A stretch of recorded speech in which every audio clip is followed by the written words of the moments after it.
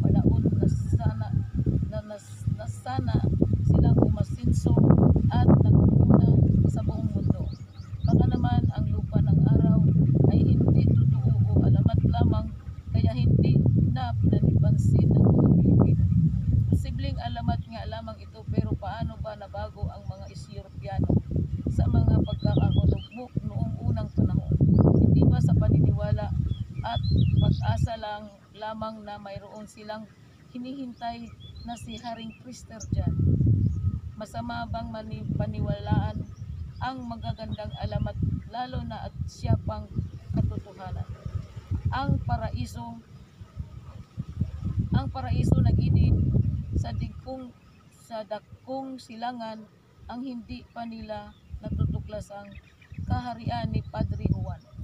Ang lupa ng araw sa malayong sikatan ng araw, paano kung lahat ng mga ito ay pawang naririto sa lupaing Pilipino? Kung walang katotohanan ang mga ito, bakit ang mga palalatandaan at bida-bidahan ng Pinoy ay walang buhay? Noong una kami mag-impusyon sa buong Eastern Samar 1989, narinig na namin ang bida-bidahan patungkol sa Banglagida Massacre, Humunhon Secrets at mga barkong sumasadsad sa mga islang bato ng Isla Hilabaan, Tikling, Pasig at Makati. Ang mga malalaking kanluraning barko ito raw na tumatawid ng dagat Pasipiko ay nakakatanaw sa gabi, maliliwanag ng ilaw sa dakong ito ng Samar habang naglalayag. Kaya tinatawag ng iba ang lupa ng araw na Shining City in the Pacific. Subalit pasagsad nila sa isla ng Tikling, Pasig o Makati sa gawing Can-Abit, Dolores at Oras.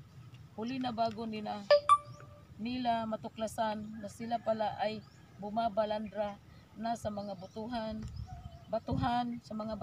at hindi na makakaalis sa kinasadsaran.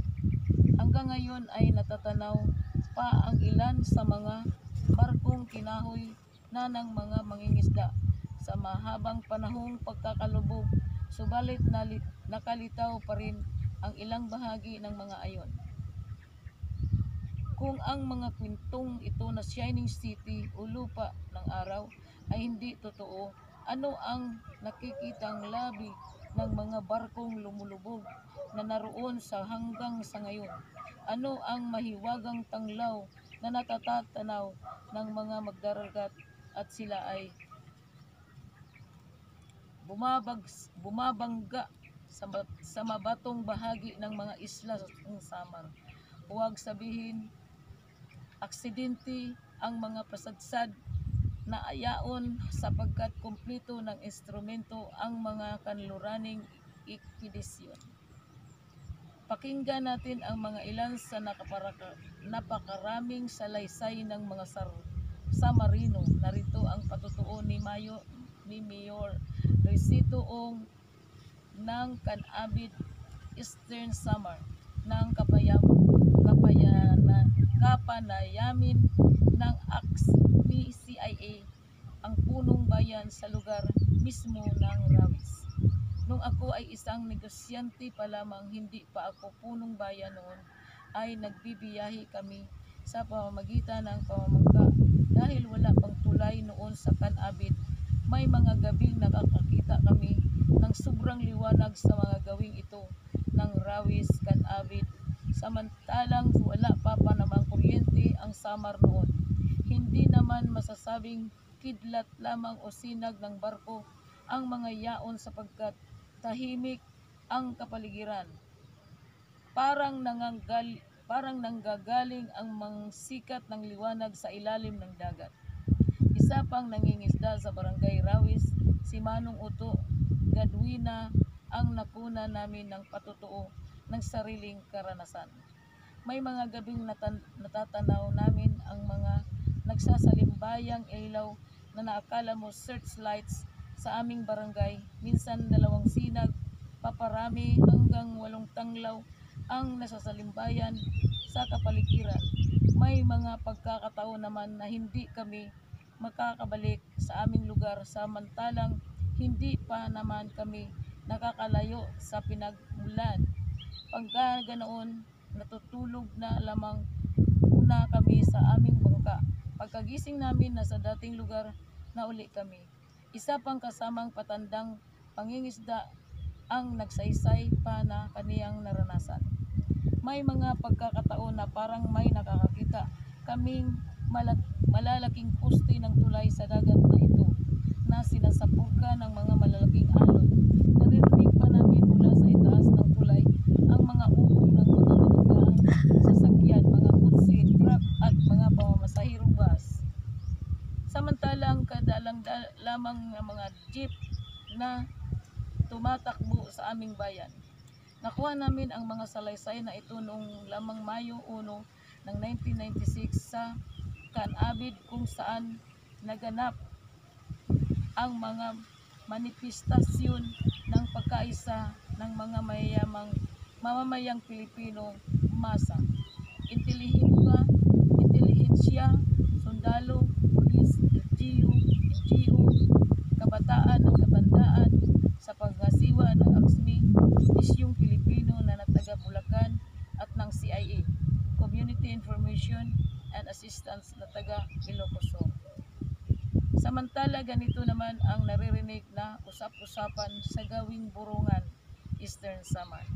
Si Dr. Domingo Casano, isang bagong lipat na manggagamot sa San Julian, Eastern Samar, ay nasundo isang gabi noong 1960s ng isang may owner jeep upang magpaanak. Dinala raw siya sa isang napakalaki at napakagandang bahay. Dumaan sila sa napakakinis at aspaltadong kalsada.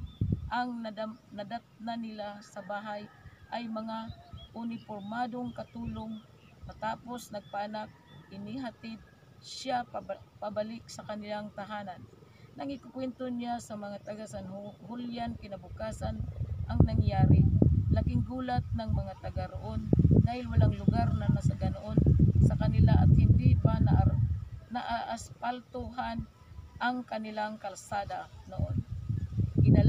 Inaakala ng mga tao na panaginip lamang iyon ni Dr. Casano, subalit nang ipakita niya ang ebidensya ng malulutong na salaping ibinayad sa kanya, walang nakakibo sa mga taga San Julian. Ayon naman sa isang misyoneryong Italiano na si Padre Sanisi, siya raw ay may hinahanap na kaharian sa silangan na kung saan marami na raw taga-kanluran ang nagtangkang hanapin ito, ngunit hindi pa natatagpuan, kaya anya siya ay nagpalipat sa oras, isang lugar na malapit sa tinatawag na lupa ng araw. Kilala niya ang mga lugar na tinatawag na Cape Espiritu Santo na katumbas ng kilalang Cape o Good.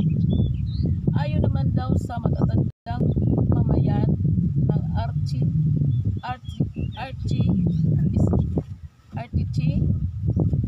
isang barko na galing ng Singapore, may dalang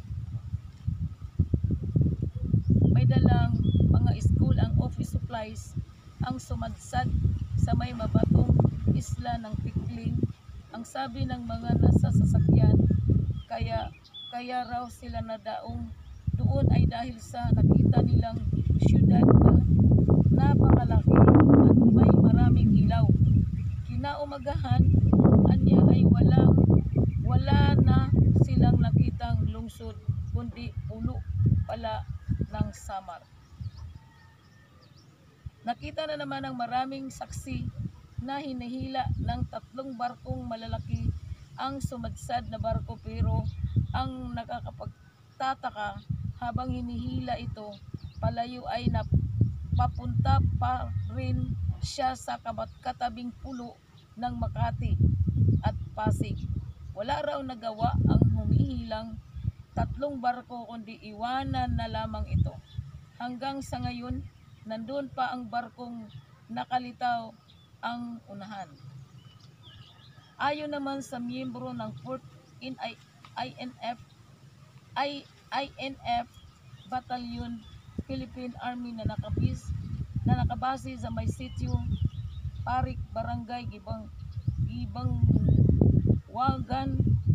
Abid Samar, sila rin daw ay nakakakita ng napakaliwanag na ilaw na nanggagaling pa sa kagawing silangan ng kampo nila. Akala raw nila ay mayroong nag-UFO o mga kalabang dayuhan, pero liwanag lang ang kanilang natanawan. Mayroon namang nagsasabi na isang gabi daw may isang napakaliwanag na ilaw at mga sundalong nagmamarcha sa bundok ng katinatawag na araw.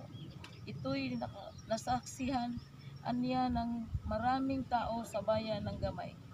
Narito naman ang isang kwento na narinig namin sa usapang ng mga pastor sa Eastern Samar. May isang babae raw na nagpunta sa Amerika at nangungutang ng mga sasakyang panglupa ubas. At ito naman ay pinagbigyan ng American government. Dumating ang araw na sisingilin na ng Amerika ang inutang ng Pilipinas. Ito ay nagsasabi daw na sa Amerika na sila ay makikipagyera na lang. Hinanap ang ibinigay na address ng babae, Araw City, Samar, Philippines. May mga eroplanong pag-aari ng Amerika ang naghanap sa lugar na ibinigay, pero wala naman silang nakitang gayong lungsod sa Samar. Kwento naman ito ng mga taga Northern Samar. Sa isang sitio ng bayan ng Gamay, marami ang nakakita sa isang malaking kanyon na sa tabi nito ay mayroon pang isang napakalaking sapatos ng lalaki. Ang mga tagalupa ng araw anya ay naghihintay lamang ng hudyat para makipag-away sa kalaban.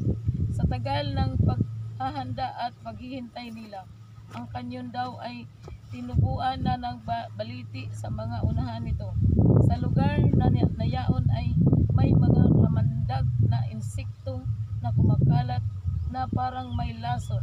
Ang mga umayan naman daw doon sa isla ng Araw City ay walang imik o usapan sa paggawa bilang paghahanda sa isang malawakang digmaang pangdaigdig. Ang mga nasabing kanyon ayon sa balita ay kinuha ng mga taga Araw City sa